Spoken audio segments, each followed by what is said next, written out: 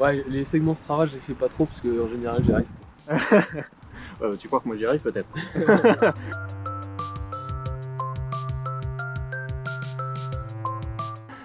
Moi je me compare qu'à moi-même, hein, parce que sinon je suis toujours perdant.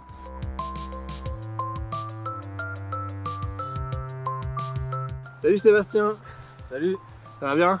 ça va et toi? Ouais, bah bienvenue à Comme sur des roulettes. Tu connais le principe de l'interview? Je connais. L'idée c'est de pas tomber. Voilà. La première question c'est toujours la même. Est-ce que tu peux te présenter pour ceux qui ne te connaîtraient pas bien? Bah moi c'est Sébastien Vigier, je suis cycliste sur piste en équipe de France. Je m'entraîne à Saint-Quentin-en-Yvelines, juste à côté d'ici. J'ai 25 ans et voilà, je prépare les championnats du monde là dans un mois. Ce que Sébastien oublie de vous dire, c'est que rien que sur la saison 2022, il est champion d'Europe du keirin, champion d'Europe de vitesse individuelle et champion de France de keirin. Avec en ligne de mire Paris 2024. Ouais, bien sûr, le gros objectif c'est Paris 2024. On l'a dans un coin de la tête. Mais il y a des objectifs avant. Mais c'est clair que c'est, pour ma carrière en tout cas, ça va être le point d'orgue.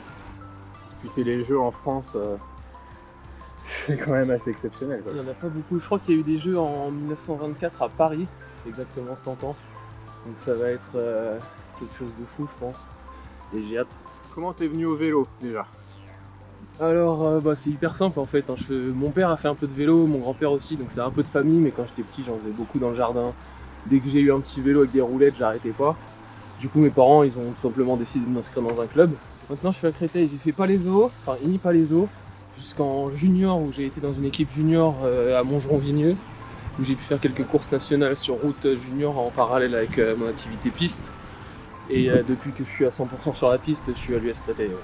Ouais, et t'es pas tout seul d'ailleurs, t'es en bonne compagnie. Il y a Ryan Elal, il est aussi à Créteil, Marie Divine qui est à Créteil. Julie Michaud. Ouais. On a un très gros club à Créteil, il y a un peu une tradition du sprint sur piste à Créteil. Il y a eu Grégory Boger, Michael d'Almeida et j'en passe. Encore plus vieux que ça je pense. Mais ouais, il y a une grosse tradition, on est beaucoup aidé par le club et donc c'est pour ça qu'on se retrouve là-bas parce que c'est un club qui focalise son activité là-dessus. Et est-ce que tu connais l'historique du club? Est-ce que tu sais les grands noms qui y sont passés, genre il y a 30 ans, 40 ans à l'US Créteil?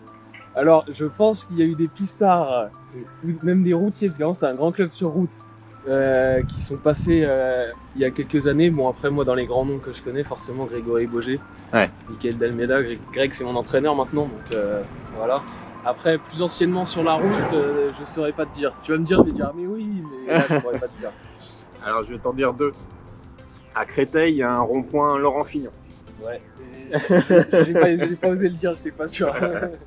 Voilà, c'est le premier. Et le deuxième, alors je t'aide, il est écrit sur mon maillot. Greg Lemon. Greg Lemon. À Créteil, sérieux? Ouais, il a fait, alors pour la petite histoire, Greg Lemon, il a fait une pige à Créteil, tu vois. Il venait des États-Unis, il venait se tester en Europe. Il est arrivé au club de Créteil. Alors ce qui est marrant, c'est que du coup, il y a des photos de lui avec le maillot de l'US Créteil. Le maillot rouge marqué le jeune, etc. Ouais. Mais les Américains qui voient Greg avec le maillot US Créteil, ils voient United States Créteil. Ils pensaient qu'il y avait une faction américaine à Créteil. Voilà, c'est pour la petite histoire. Comment s'est passée ta transition de la route à la piste finalement? C'était quand j'étais encore à Ini Palaiseau, il y a un encadrant qui est arrivé au club et qui était passionné de piste. Et il a vu que j'allais plutôt vite au sprint sur la route et il a proposé de m'emmener faire une initiation piste à la Cipale et puis après à Roubaix parce qu'il n'y avait pas encore le vélodrome de Saint-Quentin. Et j'ai adoré, donc après il m'emmenait plus régulièrement. J'ai fait des compétitions régionales à Saint-Denis et Aulnay. Ça s'est bien passé, en KD2 j'ai été champion régional de vitesse. Donc ça a un peu commencé comme ça et puis après j'ai été on va dire détecté par l'équipe de France. J'ai fait une compétition l'année cadet, trophée Gabicoche avec l'équipe de France. Et depuis j'ai été suivi, même si j'étais pas en équipe de France à plein temps. Les années juniors j'étais en pôle espoir à Châtenay-Malabry. Donc c'était un peu de route. Mais je faisais les deux en parallèle. Et j'étais suivi par les entraîneurs de l'équipe de France qui suivaient ma progression. Et à ma sortie de junior, je suis rentré à l'INSEP. Et alors du coup, ça s'est fait de manière organique, j'ai envie de dire, par rapport à tes affinités, par rapport à ton profil en fait.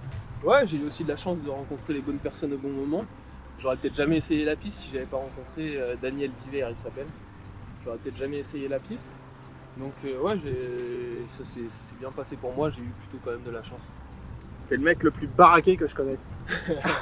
on te le dit souvent. Dans le cyclisme, ouais, c'est normal. C'est normal parce que les sprinteurs, on est un peu plus baraqués que la moyenne. Mais dans d'autres sports, il y en a qui sont beaucoup plus baraqués. Je me suis dit, mais comment ils font pour s'habiller en fait? Notamment trouver des pantalons à votre taille, comment ça se passe? Les pantalons, c'est pas toujours facile, ouais. Surtout avec les coupes aujourd'hui, là, c'est un peu plus les coupes droites et tout, c'est un peu compliqué. Ouais, t'as pas trop la coupe skinny toi, hein? Ah non, ça c'est... Il y en a qui le font, hein, mais moi j'aime pas trop être serré dans mes vêtements en plus, je préfère m'habiller un peu large, donc c'est d'autant plus compliqué. Donc appel aux sponsors, si vous avez des produits extensibles, un peu comme Hulk. D'ailleurs, je sais pas si t'as vu, il y a un épisode comme ça dans She-Hulk. Donc il est en train d'expliquer à la fille qui se transforme en Hulk comme lui comment ça se passe et il dit voilà, ton meilleur ami c'est le lycra. En équipe de France, vous êtes tout le temps ensemble. Parce que j'ai l'impression qu'il y a une bonne camaraderie. On vous voyait avec Ryan avant les épreuves de la vitesse au championnat de France. Vous étiez limite en train de rigoler sur le banc. Vous êtes adversaires quand le coup de sifflet est parti, en l'occurrence un coup de pistolet. Mais ça vous empêche pas d'être des vrais camarades quoi. Non, c'est clair, mais après on sait tous pourquoi on est là. On veut être champion olympique à Paris et on sait qu'on a besoin de chacun tous les jours pour se pousser vers le haut et progresser. Après ça, il y a aussi le fait qu'on s'entend bien tout simplement et qu'on arrive, c'est pas possible avec tout le monde, hein, ouais. Mais qu'on sait que sur le vélo, on va se faire la guerre, on va se faire des crasses, on va se taper dessus, mais que ça reste sur le vélo, que c'est le jeu et voilà, qu'après en dehors, ça n'empêche pas d'être amis. Ok, donc l'objectif c'est une finale Sébastien Ryan en 2024? Bah ça serait beau, hein, ça serait beau. Ouais, cette fois j'espère que je vais gagner. Ouais, petite allusion au championnat de France pour les initiés. Qu'est-ce qui te plaît dans le vélo, dans l'effort sur une machine comme ça? Qu'est-ce que tu ressens quand tu es sur un vélo? Je pense que c'est pas maintenant, quand j'étais petit j'aimais le vélo. J'aime toujours le vélo, mais je pense que maintenant c'est plus trop le vélo en lui-même qui me plaît. C'est la compétition et la recherche de performance. C'est vraiment tout faire au millimètre pour aller chercher des centièmes, des millièmes pour nous, pour progresser. C'est vraiment ça qui me motive. D'accord. Donc il y a le côté méticuleux, le côté discipline, des choses comme ça? Ouais, la discipline, bien sûr, ça fait partie de la performance. Mais ouais, moi, en fait, c'est tout ce qui tourne autour de la performance, on va dire les avancées scientifiques, technologiques, le sérieux personnel aussi, bien sûr. C'est tout ce qui tourne autour de ça. C'est quelque chose qui m'intéresse vraiment et qui me passionne, le fait de repousser ses limites. Et d'ailleurs, en parlant de discipline, tu es aussi affilié à l'armée de terre. Ouais, je suis militaire à l'armée de champion au bataillon de Joinville. Ils me permettent de faire mon sport à plein temps et puis de défendre les couleurs de la France du mieux que je peux. Sur les compétitions, on est, je crois, plus de 150 à l'armée de champion et ça grandit encore. Donc ouais, c'est quelque chose qui va être très important pour les Jeux de Paris au niveau du soutien des athlètes et de la concentration sur l'entraînement. Tu parles de performance, tu parles de préparation. À quel moment est-ce que tu prends le plus de plaisir? C'est pas facile comme question. Parce que ouais, forcément, je dirais le moment où tu gagnes, les 10 minutes, ou le moment où tu es sur la piste, où tu gagnes, où tu es satisfait, c'est vraiment un soulagement, tu sens que le travail a payé. Mais le moment, on va dire la période la plus intéressante, c'est la période finale en approche d'une compète, moi je trouve, où tu mets toutes les pièces bout à bout, tu comprends que le travail a payé, c'est tout le travail que tu as fait pendant les mois avant qui vient à la vie, on va dire, qui commence à fonctionner et tu te rends compte que ça a marché. C'est le moment où tous les efforts que tu as consacrés, éventuellement les sacrifices même, se concrétisent en fait. Ouais, c'est ça, c'est là où on se rend compte, parce qu'avant on travaille, on est fatigué, on n'a pas forcément les performances qui sont là tous les jours. Et c'est à l'approche de la compétition, quand on devient plus frais, quand on fait de la qualité et qu'on se rend compte qu'en fait on a progressé, c'est vraiment c'est gratifiant quoi. Dans une victoire comme ça, quel est le pourcentage de mental et le pourcentage de physique? 50-50. Je dirais 50-50. Parce que forcément il faut être fort, Mais ça suffit pas, il faut réussir à concrétiser, surtout en Keirin. En Keirin, j'ai pas mal dit dans des interviews après les championnats d'Europe que je savais que j'étais très fort, sûrement le plus fort de la finale, mais que ça suffisait pas et qu'il fallait concrétiser. Et ouais, voilà, je pense que c'est le mental, c'est ce qui va te permettre de faire les efforts au bon moment, de pas être tétanisé, de pas perdre tes moyens non plus sur la ligne de départ. Donc 50-50. Quel conseil tu donnerais à un jeune qui veut se mettre au vélo? Moi je dis à tous les jeunes avec qui je discute, ou les patrons de club avec qui je discute, que le plus important, c'est pas le talent.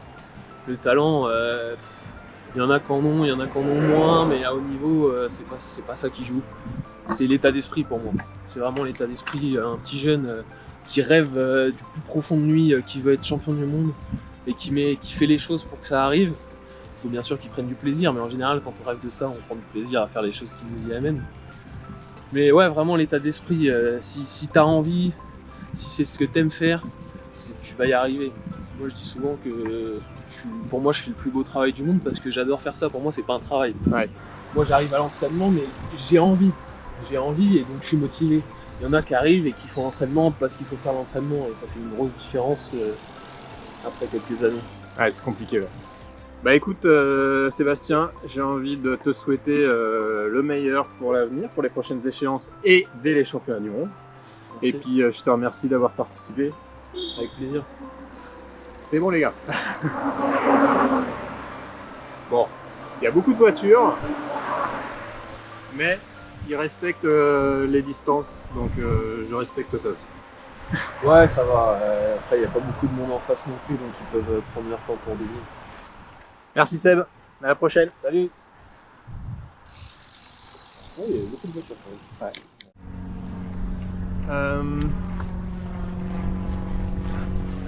Il y a vraiment du trafic, on a des avions maintenant.